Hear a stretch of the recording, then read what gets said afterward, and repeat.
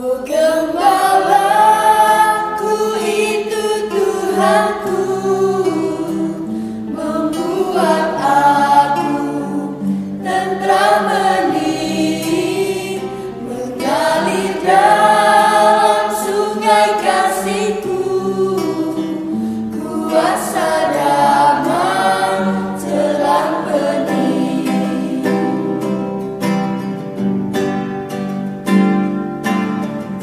Tuhan, Kau gembala kami, tuntun kami domba-Mu. Bila kami menikmati hikmat pengorbanan-Mu, Tuhan Yesus, Juru Selamat, kami ini milik-Mu. Tuhan Yesus, Juru Selamat, kami ini milik-Mu.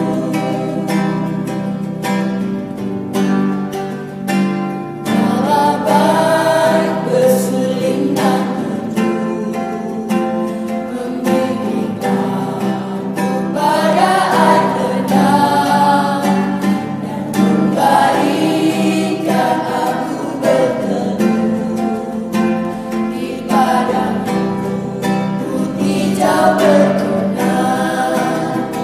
Oh, gembalaku itu Tuhanku, membuat aku tentram hening, mengalir dalam sungai kasih-Ku, kuasa damai telah bening. Oh, gembalaku itu Tuhanku, membuat aku tentram hening, mengalir dalam sungai kasih-Ku, kuasa damai telah bening.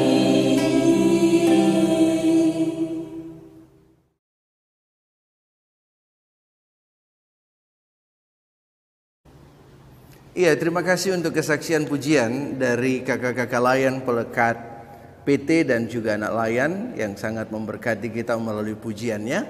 Tuhan, Kau gembala kami, dan gembala baik bersuling dan merdu, di mix dia. Iya, Bapak Ibu yang dikasihi Tuhan Yesus Kristus, kita akan masuk dalam pemberitaan firman Tuhan. Mari kita siapkan hati dan pikiran kita di hadapan Tuhan. Kita berdoa mohon bimbingan Roh Kudus. Kita berdoa. Bimbinglah kami ya Tuhan dalam Roh-Mu yang kudus, supaya firman yang kami baca, dengar dan renungkan kami pahami, mengerti, bahkan kami lakukan dalam kehidupan kami, sehingga kehidupan pribadi kami dalam setiap kehadirannya membawa damai, sejahtera, sukacita, baik dalam kehidupan keluarga, persekutuan, dan juga di tengah masyarakat. Dan biarlah kami menjadi anak-anak-Mu yang menyenangkan hati-Mu dan menjadi pembawa damai. Terima kasih Bapa, ini doa kami. Dalam nama Tuhan Yesus kami sudah berdoa. Amin. Iya, Bapak Ibu yang dikasihi Tuhan Yesus Kristus, kita akan membaca, mendengar dan merenungkan firman Tuhan pada saat ini di minggu ke-6 sesudah Paskah, dari 1 Korintus pasalnya yang ke-11 ayat 17 sampai ayatnya yang ke-23. 1 Korintus pasalnya yang ke-11 ayat 17 sampai yang ke-23. 1 Korintus pasalnya yang ke-11 ayat 17 sampai 23. Kalau sudah kita temukan, saya undang kita bangkit berdiri untuk mendengar firman Tuhan dari Alkitab. Bacaan Alkitab hari ini terambil dari Perjanjian Baru, 1 Korintus pasalnya yang ke-11 ayat 17 sampai 23, yang menyatakan kebiasaan-kebiasaan yang salah dalam perjamuan malam. Dalam peraturan-peraturan yang berikut aku tidak dapat memuji kamu, sebab pertemuan-pertemuanmu tidak mendatangkan kebaikan, tetapi mendatangkan keburukan. Sebab pertama-tama aku mendengar bahwa apabila kamu berkumpul sebagai jemaat, ada perpecahan di antara kamu. Dan hal itu sedikit banyak aku percaya.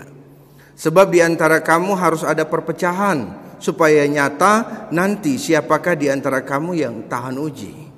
Apabila kamu berkumpul, kamu bukanlah berkumpul untuk makan perjamuan Tuhan. Sebab pada perjamuan itu tiap-tiap orang memakan dahulu makanannya sendiri, sehingga yang seorang lapar dan yang lain mabuk.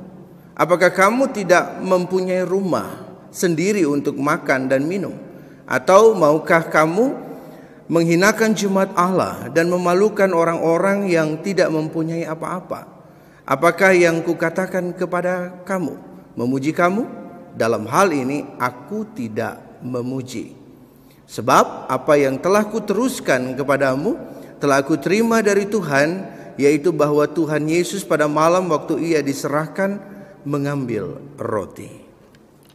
Demikian pembacaan Alkitab. Berbahagialah semua orang yang mendengar firman Tuhan dan melakukannya. Terpujilah Tuhan Yesus.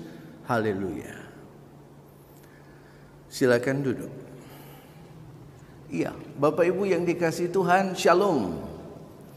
Hari ini di minggu ke-6 sesudah Paskah, kalau Bapak Ibu lihat dari rumah, dari layar HP atau layar TV Bapak Ibu via YouTube, Bapak Ibu lihat settingan tempat kita berbeda. Biasa saya ada di depan di situ dekat mimbar utama di altar, tapi sekarang saya ada di antara jemaat. Saya mau ajak Bapak Ibu untuk melihat situasi saat ini. Inilah real persekutuan kita di gereja saat ini. Karena situasi pandemik ini, kita beribadah di rumah dan gereja kosong. Saya katakan kepada pegawai, salah seorang, saya bilang begini, "Hey, bisa nggak kita taruh fotonya jemaat-jemaat itu di dalam gereja, di kursi-kursi itu? Siapa yang duduk di depan, tempelkan kursi itu, foto itu. Lalu kemudian taruh nama-nama mereka di situ. Dari yang duduk di depan sampai yang duduk di belakang." Mau mengatakan apa? Kerinduan saya sebagai seorang pelayan yang rindu supaya kursi-kursi ini segera diisi. Bapak Ibu segera beribadah di gereja. Karena keindahan persekutuan kita di dalam rumah Tuhan sangat menguatkan kita. Karena itulah persekutuan Bapak Ibu. Ada kasih, ada perhatian, ada kepedulian di dalamnya. Bagaimana kita rasakan sentuhan kebersamaan sebagai sebuah persekutuan tubuh Kristus. Dan biasa kita kalau udah ibadah keluarga di sini, ibadah pelekat, ibadah minggu, kadang ada acara-acara jamuan kasih makan, kita keluar, kita makan bersama, kita ketawa, canda gurau bersama, kita menikmati bersama, kita saling ganggu di situ. Itu persekutuan yang luar biasa indah. Dan saya percaya Bapak Ibu saudara-saudara merindukan hal-hal yang indah itu. Dan harapan saya nanti setelah pandemik ini selesai, Bapak Ibu bisa kembali ada di bangku-bangku jemaat ini. Diaken Penatua bisa kembali melayani di altar-altar di mimbar 1 dan juga mimbar 2. Bisa melayani bersama dalam sukacita. Dan terus menjaga persekutuan ini. Menjaga persekutuan tetap ada dalam damai sejahtera dan sukacita. Itu kerinduan saya. Tapi bagaimana dengan situasi dan kerinduan seorang Rasul Paulus? Tentu sama.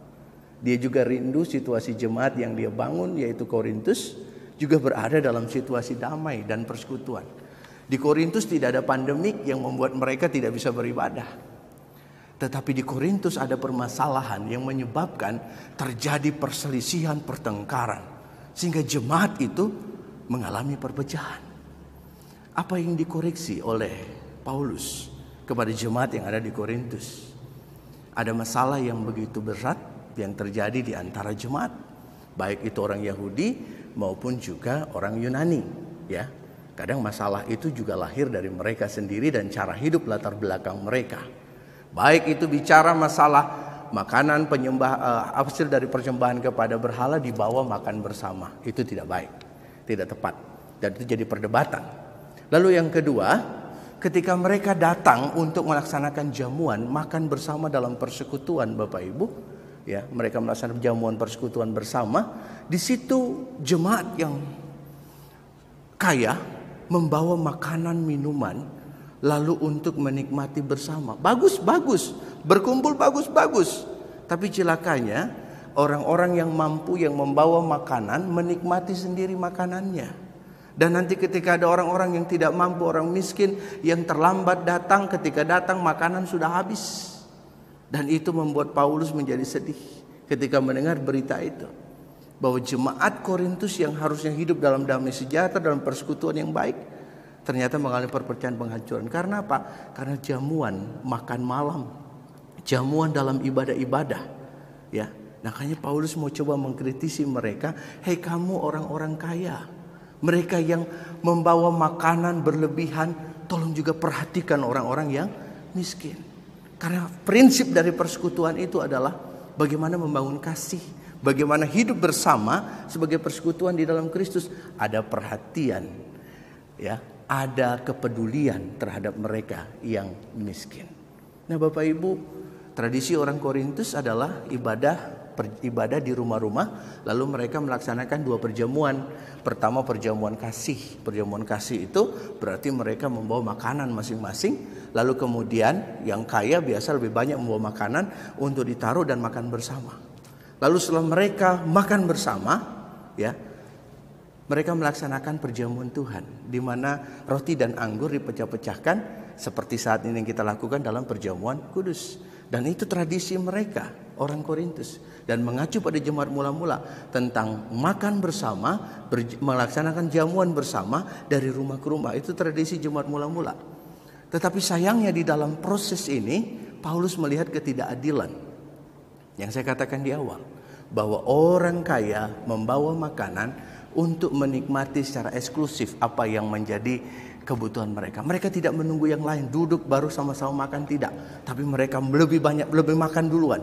Dan yang kemudian datang terlambat tidak bisa menikmati. Siapa yang datang terlambat? Mereka budak-budak, pekerja-pekerja, hamba-hamba yang tidak bisa pulang menurut mau dan keinginan mereka. Mereka harus mengikuti aturan dari tuannya dulu. Tapi orang-orang kaya ini adalah orang-orang yang mempunyai hamba-hamba. Dia yang mengatur waktu dan hidup mereka. Sehingga mereka bisa datang tepat waktu, mereka bisa membawa segala sesuatu, bisa melakukan apapun. Tapi hamba-hamba ini tidak bisa. Mereka harus menyelesaikan pekerjaan tuannya. Mereka harus menyelesaikan dulu semua aktivitas yang dipercayakan tuannya. Minta izin mereka pulang, baru bisa datang ke dalam persekutuan ibadah itu. Dan itu yang terjadi. Apa yang Paulus lihat? Ketika hamba-hamba itu datang, orang-orang kaya secara eksklusif menikmati lebih dulu makanannya. Dan orang-orang yang miskin itu kadang pulang dalam kondisi lapar. Padahal inilah momennya dalam perjamuan itu. Orang-orang yang diberkati, orang-orang yang kaya, yang mampu memberikan makanan roti, daging yang banyak, kemudian bisa memperhatikan orang yang miskin. Dan mereka bisa menikmati perjamuan di dalam Yesus Kristus. Dalam kebersamaan, dalam persekutuan yang indah. Makanya dalam kritisi ini Paulus mengaitkan tentang perjamuan Tuhan. Bahwa perjamuan Tuhan di ayatnya ke-23 sampai 25 kalau Bapak Ibu baca, bagaimana seharusnya perjamuan itu. Bagaimana Tuhan melihat perjamuan itu sebagai tata cara, di dalamnya substansinya adalah kasih. Kasih itu membagikan, kasih itu memperhatikan, kasih itu mempedulikan. Ketika Yesus berkata duduk bersama dulu, ya, perjamuan malam, perjamuan sebelum Yesus disalib besoknya. Bagaimana dia duduk bersama dengan murid-muridnya, dia memecah-mecahkan roti, dia memberikan sesuai porsinya. Lalu kemudian dia minum anggur itu, dia berikan sesuai dengan porsinya. Jadi di dalam persekutuan yang Yesus bangun, yang harusnya menjadi contoh bagi orang Korintus, ya, tentang kasih, tentang kepedulian, duduk sama rata, lalu kemudian dia bisa membangun kepedulian dan kasih secara bersama. Tapi orang-orang di Korintus tidak melakukan itu. Sehingga Paulus mengkritisi dan ingin supaya jemaat itu memperbaiki dirinya. Nah, Bapak Ibu yang dikasihi Tuhan, dalam konteks kehidupan kita, ketika kita bicara makan dan minum, ketika kita bicara kelebihan, ketika kita bicara kita memiliki lebih banyak makanan dan minum atau lebih banyak materi, lalu kemudian kita melihat orang lain di tengah segala kondisinya yang sulit, di tengah kondisinya yang tidak berdaya khususnya saat ini, bagaimana respon kita? Apakah persekutuan kita hanya sekedar kamu pengikut Kristus, saya pengikut Kristus, kita beribadah sama-sama? Tidak seperti itu Bapak Ibu. Tapi ada kepedulian yang luar biasa terhadap persekutuan. Persekutuan itu bukan bicara tentang kita duduk di bangku ini Bapak Ibu. Persekutuan itu tidak kita bicara tentang ibadah keluarga, ibadah pelekat. Ya, kita tidak bicara tentang ibadah syukur. Tidak hanya itu persekutuan, lalu Tuhan hadir di dalamnya. Persekutuan yang Tuhan inginkan adalah ketika kita keluar pun dari gereja, ketika kita keluar dari ibadah-ibadah keluarga, persekutuan itu tetap berjalan. Ada kasih yang mengikat. Jadi persekutuan tidak dibatasi oleh dinding gereja, tidak dibatasi oleh rumah-rumah jemaat. Tapi persekutuan itu dia terikat di dalam Yesus Kristus Tuhan yang memberkati persekutuan itu. Karena persekutuan itu tubuh Kristus. Dan Tuhan sangat memperhatikan tubuh itu, sangat mengasihi tubuh itu. Maka tubuh itu harus saling mengasihi dan saling memperhatikan. Kira-kira ketika Bapak Ibu memiliki kelebihan, saudara-saudara punya kelebihan, bagaimana respon Bapak Ibu terhadap mereka yang berkekurangan? Ya, karena situasi kita tidak sama. Bahwa ada yang saat ini pun Bapak Ibu, ya, ada yang tidak makan. Ya, mungkin ada yang makan terbatas, tapi di rumah kita makanan luar biasa sampai terbuang-buang. Kita renungkan enggak? Saya pernah dapat berkat ayam, Bapak Ibu, ayam kampung, ayam bakar dalam situasi saat ini. Lalu kemudian ketika saya terima ayam itu, saya bersyukur, Tuhan terima kasih kalau saya bisa makan ayam ini saat ini. Terima kasih, berkati orang yang sudah menjadi berkat. Lalu kemudian saya taruh di piring saya, nasi saya dan ayam itu. Bapak Ibu, ketika saya lihat, saya berpikir, hari ini saya makan ayam yang enak. Bagaimana saudara-saudara saya yang lain yang mendapat dampak dari pandemik virus corona ini? Apa mereka makan seperti saya? Apa mereka minum seperti saya? Oke, standar deh. Kita makan nasi, mie dan juga telur. Mie, telur, nasi, ya sudah luar biasa. Ya. Tapi kira-kira mereka sampai nggak juga makan nasi dan mie dan juga telur? Belum tentu. Ada yang luar biasa pergumulannya cuma kita, Bapak Ibu.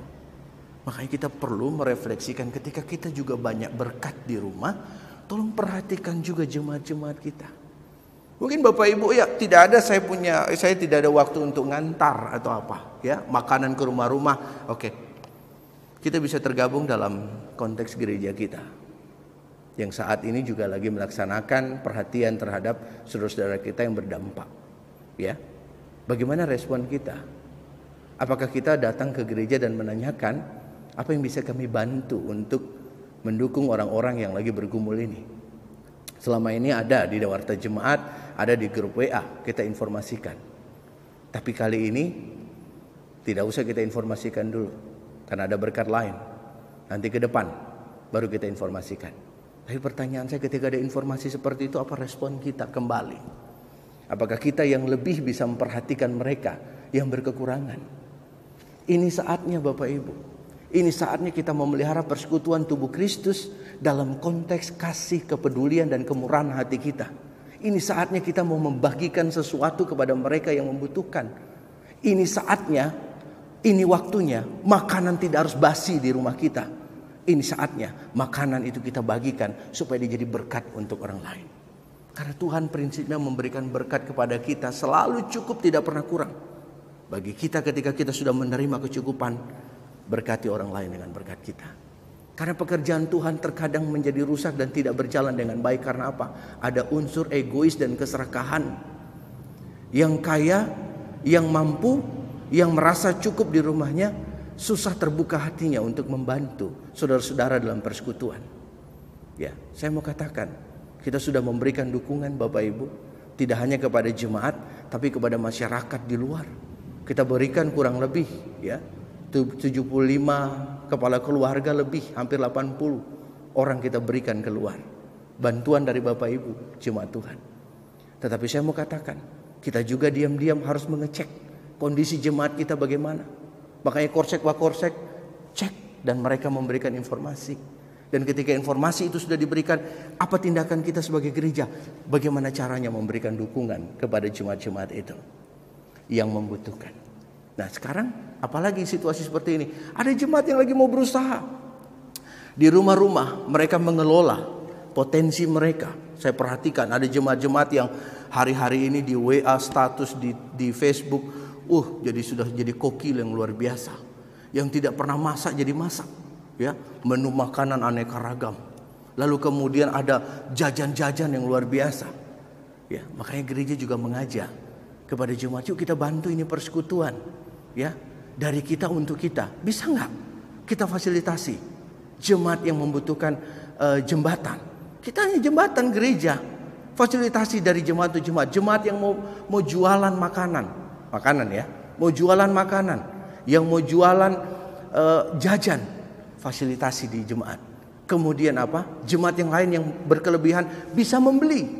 Kemudian jemaat itu bisa saling memberkati satu dengan yang lain. Yang satu diberkati melalui makanan yang dia buat, yang satu memberkati dengan materi yang dia punya yang lebih, yang dia bisa tukarkan dengan makanan dan minuman itu. Nah Bapak Ibu, ini persekutuan. Itu bentuk pemeliharaan kita. Jadi persekutuan itu bisa dipelihara kalau ada kasih. Kasih itu ada, maka hadirnya kepedulian.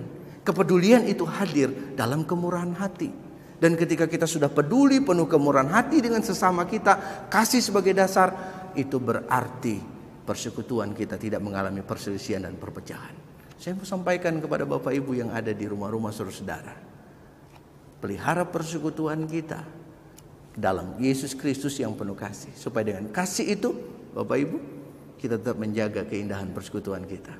Satu waktu ketika Bapak Ibu sudah duduk di sini, semakin kuat hubungan batiniah kita. Semakin kuat persekutuan kita, semakin kuat kita di dalam karya Tuhan. Nah, kita percaya bahwa Tuhan Yesus memberkati kita dengan segala kecukupan. Dan makanan tidak menyebabkan kita menjadi ribut, tapi makanan membuat kita menjadi kuat, sehat, dan menjaga persekutuan ini. Termasuk firman Tuhan yang menjadi makanan rohani kita. Tuhan Yesus memberkati Bapak Ibu, tetap sukacita, tetap sehat, dan tetap semangat di dalam Tuhan. Amin.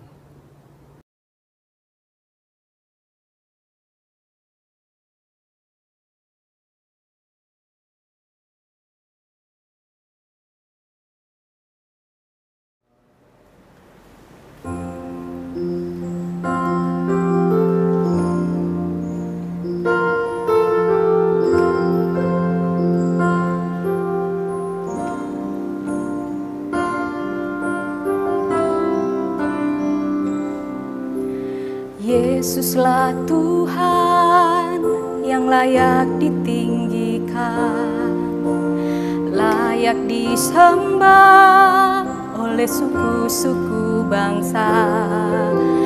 Dengan darah-Mu Kau telah tebus dosaku, genapi Tuhan firman-Mu atas negeriku.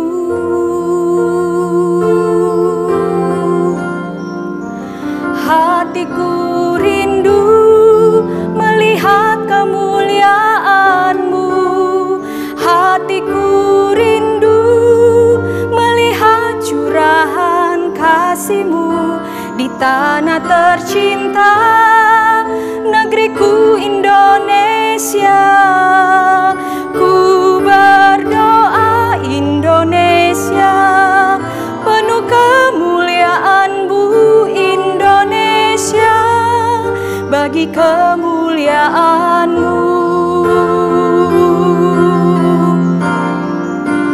Ya Allahku, nyatakan kemuliaan-Mu. Ya Allahku, nyatakan curahan kasih-Mu di tanah tercinta, negeriku Indonesia.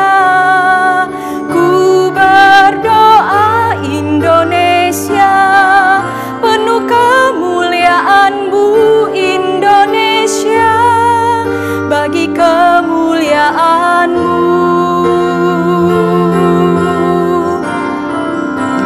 Ya Allahku, nyatakan kemuliaan-Mu. Ya Allahku, nyatakan curahan kasih-Mu di tanah tercinta, negeriku Indonesia. Ku berdoa Indonesia, penuh kemuliaan-Mu Indonesia, bagi kemuliaan kemuliaan